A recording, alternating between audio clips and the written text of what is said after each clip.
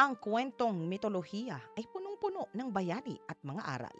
Isa na dito ang kwento ni Hercules, na kilalang maigi ito dahil sa palabas na cartoons na Disney. Ngunit ito naman ang unang bersyon at orihinal ng mga Grego.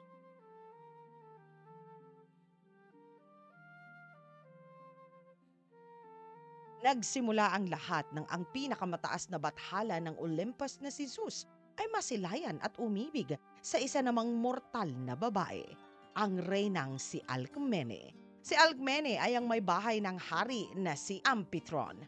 Nang minsan kinailangan ng hari na umalis at iwan ang kanyang reyna upang lumaban sa syudad ng Tebes, kinuha ni Zeus ang pagkakataong ito upang masungkit ang reyna na si Alcmene. Sa isang iglap, ito ay nagbalat kayo bilang ang kabiak nito na si Amphitryon. Kaya pinagsaluhan nila ang isang masarap na gabi.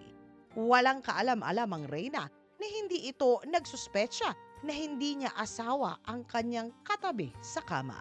Nang bumalik ang totoong hari mula sa kanyang pakikibaka, nagulat ito sa kanya na nadatnan. Nagdadalang tao na ang reyna.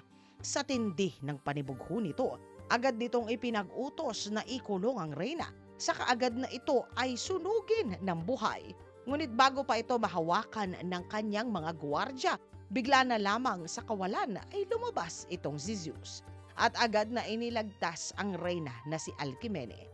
Inamin ni Zeus na siya ay nagbalat kayo upang makuha ang reyna. At siya ang ama ng isa sa dalawang sanggol na pinagdadalang tao niya. Samantalang ang isa pa sa sanggol ay anak naman talaga niya. Napawi agad ang galit ng hari. Ayon sa kanya na ikinararangal nito na palakihin ang anak ng mismong pinakamataas na bathala. Kasabay ng pag-alis ng galit nito ay ang pagpapatawad nito sa kanyang inosente na reyna. Ayon kay Zeus na marami itong plano para sa kanyang supling, dagdag nito na ayon sa propesiya na ang kaapu-apuhan ng bayaneng si Perseus ay ang magiging dakilang hari ng syudad ng Mycenae. Ito pa lang si Alcmene ay apo nitong si Perseus. Kaya naman ang kanyang supling ay may karapatan sa nasabing trono.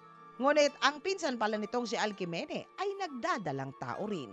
Yamot na yamot ang Diyosang si Hera sa pagtataksil na ginawa ni Zeus laban sa kanya. Kaya naman kinausap nitong si Hera ang Diyosa ng pagpapanganak na si Ilithia na paanakin agad ang pinsan nito. Kaya naman isinilang na una itong si Erestius.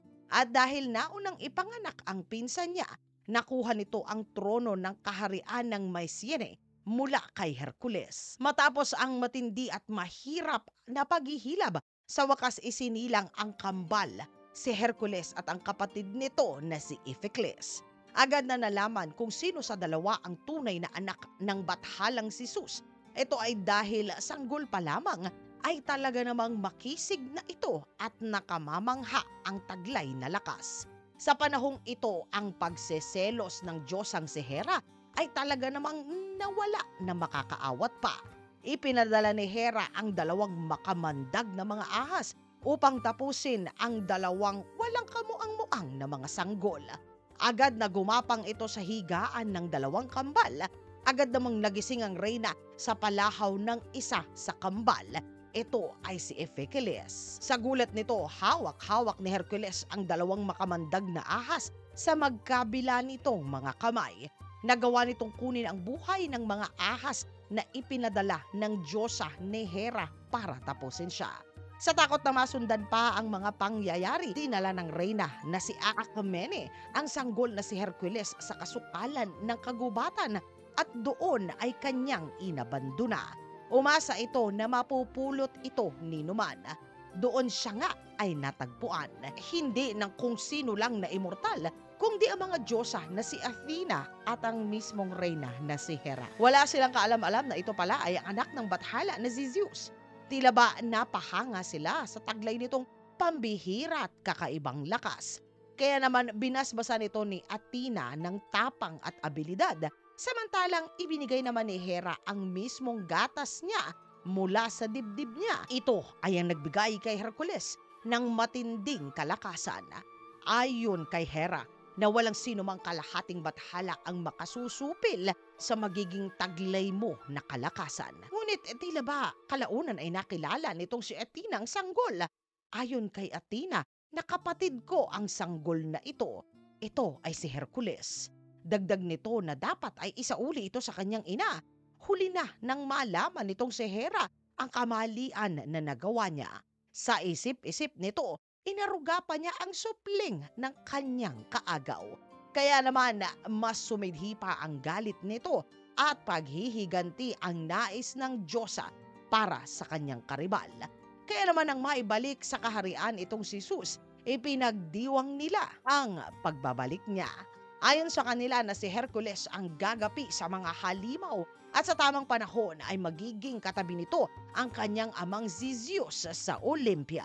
Sa likod ng malaking selebrasyon, hindi maipinta ang panibughong nararamdaman ng Diyosa na si Hera. Mga katinagalog ko, abangan po ninyo ang bagong segment ni Tinagalog na pinamagatan na ang mga serye. Kasama na dito ay ang kwento ni Arthur at ng Camelot at maging ang mga 6 na reyna ng haring si Henry VIII at marami pa pong iba. Magkita-kita pong muli tayo sa mga makabuluhang kwento na katulad nito.